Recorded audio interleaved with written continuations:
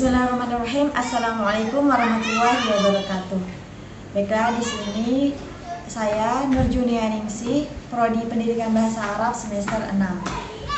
Di sini saya akan menyampaikan jawaban untuk ujian tengah semester mata kuliah akhlak oleh Al-Ustaz Muhammad Abdul Arifin MPDI. Nah, ada 4 pertanyaan dan saya juga akan menjawabnya dengan menjawab soal satu persatu.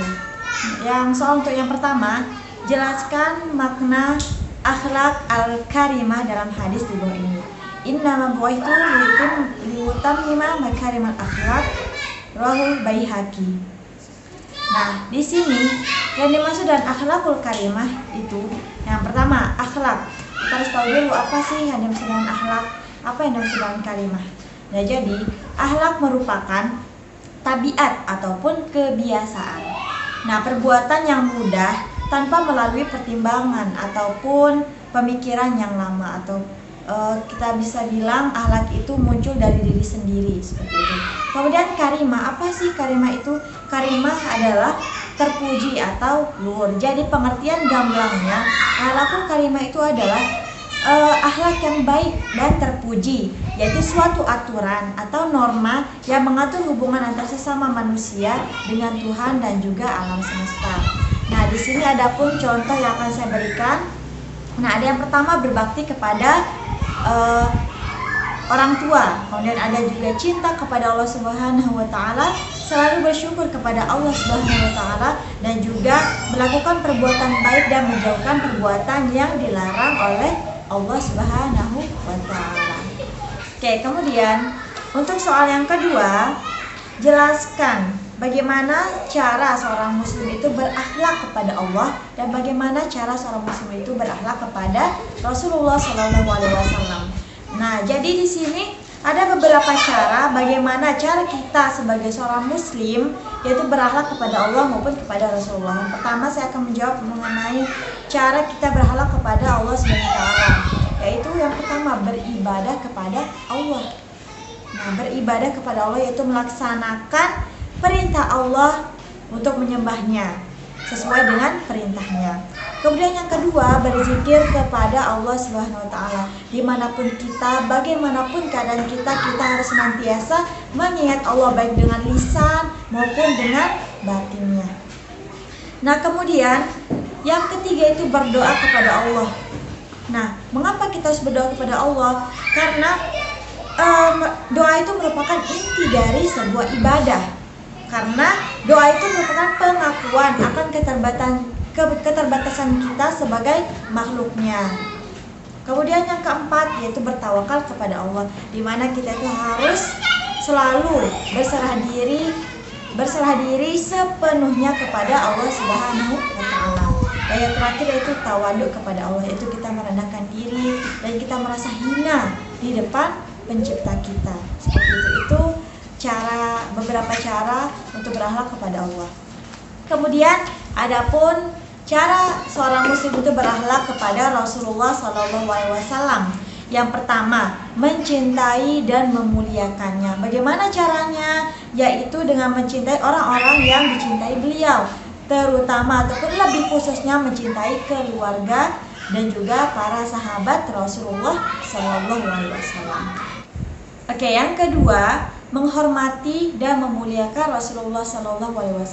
Bagaimana cara kita menghormati dan juga memuliakan? Nah, yaitu dengan tidak mengeraskan suara ketika kita berbicara kepada para habaib ataupun kepada ulama pewaris Nabi.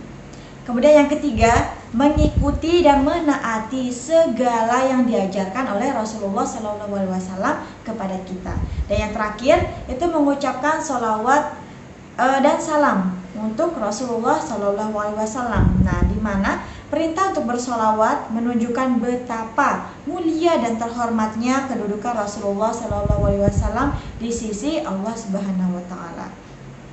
Nah, baiklah, saya akan melanjutkan ke soal nomor 3. Nah, di sini soalnya adalah jelaskan konsep yang benar dari sifat ifah, syaja'ah, sabar, dan juga tawadu, dan sebutkan contoh atau implementasinya dalam kehidupan sehari-hari. Sebelumnya saya akan menjelaskan mengenai iffah. Apa itu iffah? Nah, jadi iffah itu adalah memelihara kehormatan dari segala hal yang akan merendahkan, merusak, dan juga menjatuhkannya. Nah, terlebih khusus lagi, iffah adalah sikap yang dapat menjaga seseorang dari melakukan perbuatan-perbuatan dosa. Contohnya, menjaga pergaulan dengan yang non-mahram. Nah, misalnya contohnya kita ada dalam satu majelis. Nah, di mana satu majelis itu terdiri dari ikhwan dan juga akhwat. Nah, jadi kita sebagai yang bukan non-mahramnya untuk menjaga kehormatan kita, yaitu dengan menjaga pandangan, tidak malah melihat ke arah manapun, seperti itu. Ataupun lebih kasarnya atau bahasa kasar itu ganjen gitu. Nah, kemudian syaja'ah. Apa sih pengertian syaja'ah? Syaja'ah itu berarti berani. Nah, jadi setiap muslim itu harus memiliki sifat syaja'ah ataupun berani ini untuk membela dan mempertahankan yang benar. Nah, kita harus mempertahankan sesuatu yang benar itu dengan bijaksana. Jadi jangan sampai kita menjadi muslim yang penakut, takut untuk membela agama kita. Seperti itu. Nah, contohnya yang pertama, berani mengakui kesalahan bila berbuat salah dan juga berani meminta maaf atas kesalahan yang kita perbuat. Kemudian contoh selanjutnya, selalu berani berkata jujur walaupun kejujuran kita itu pasti akan dikecam oleh orang-orang zalim. Nah, kemudian contoh yang ketiga, berani mengkritik pemimpin-pemimpin yang zalim. Dan yang keempat, senantiasa bersikap sesuai dengan tuntunan ajaran agama Islam walaupun banyak orang-orang di sekitar kita yang tidak menyukainya. Seperti itu. Kemudian untuk sifat tawadu, apa sih tawadu itu? Nah, jadi tawadu itu adalah rendah hati. Nah, ini lawan kata dari rendah diri ataupun takabur, itu sombong. Nah, jadi apa sih yang dimaksud dengan tawadu? Nah, secara istilah, tawadu adalah bersikap rendah hati di hadapan Allah Subhanahu wa taala. Nah, dan di hadapannya dan di hadapan hambanya, yakni sesama manusia. Nah, kemudian adapun ciri-ciri dari tawadu ataupun bukan ciri-ciri atau contohnya, contoh kita bertawadu. Nah, pertama, menghormati orang tua yang ada di rumah. Kemudian tidak sombong atau iri dengan kakak ataupun adik.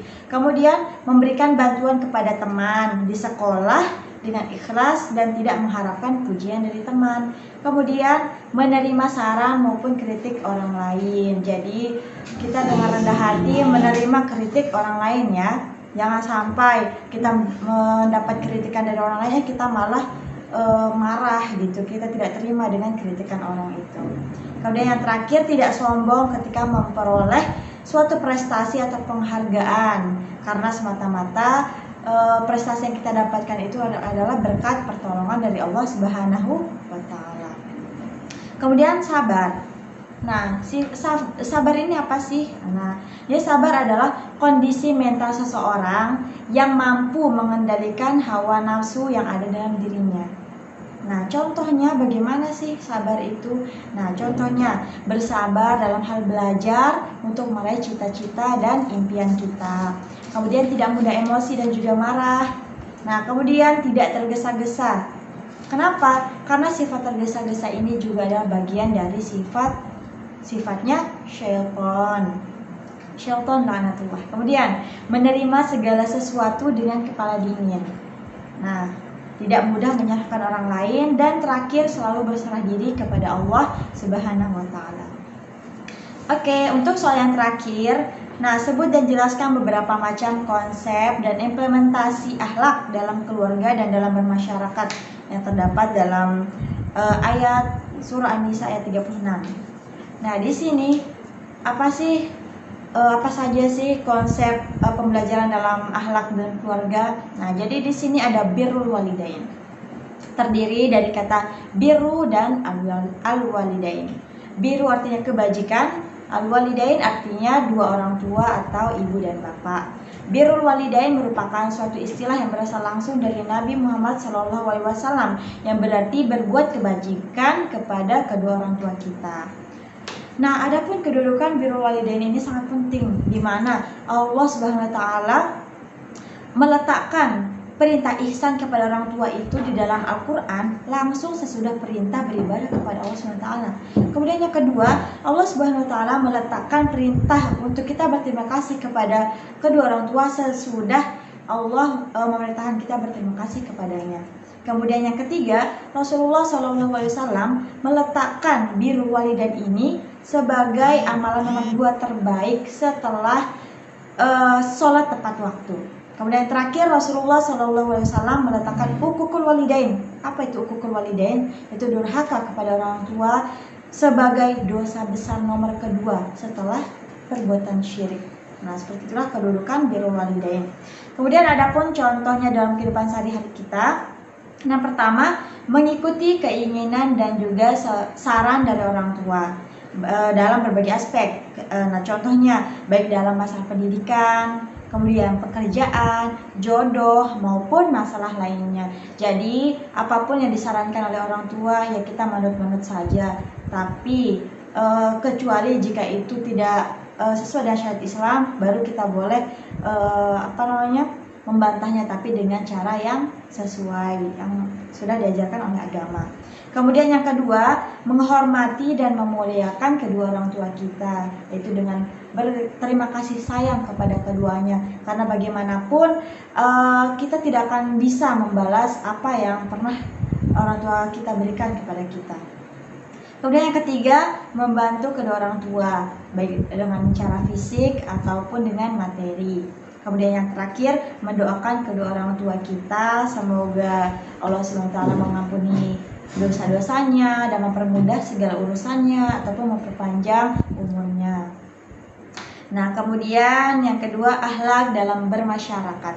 Nah, kita sebagai makhluk sosial pasti tidak mampu untuk hidup sendiri. Jadi begitulah agama Islam mengajarkan kita bagaimana kita bermuamalah atau berakhlak kepada masyarakat juga. Nah, di mana contohnya di sini dalam berakhlak dalam masyarakat, yaitu jika bertemu tetangga kita sebaiknya menyapanya dengan tersenyum, jangan menyapa hei. Nah, dengan muka masam jangan, tapi dengan muka yang tersenyum. Kemudian yang kedua, apabila melewati sekelompok masyarakat, nah sapa dengan sopan, seperti itu. Kemudian ketika melayati warga yang meninggal, kita juga memberikan sumbangan, membantu dan menjenguk warga yang sakit. Kemudian memberikan sumbangan untuk pembangunan, baik itu pembangunan rumah tetangga yang rusak ataupun masjid. Kemudian ikut serta dalam kegiatan gotong royong ataupun kerja bakti yang diadakan di masyarakat ataupun di lingkungan sekitar kita. Kemudian bila memiliki rezeki yang lebih, memberikan santunan kepada tetangga yang memerlukan, juga jangan lupa kepada fakir miskin yang sangat membutuhkan. Nah, mungkin itu saja jawaban dari soal-soal yang diberikan. Kurang lebihnya saya mohon maaf, sesungguhnya hanya Allah yang memiliki kesempurnaan. Syukran ala iktimamikum. Assalamualaikum warahmatullahi wabarakatuh.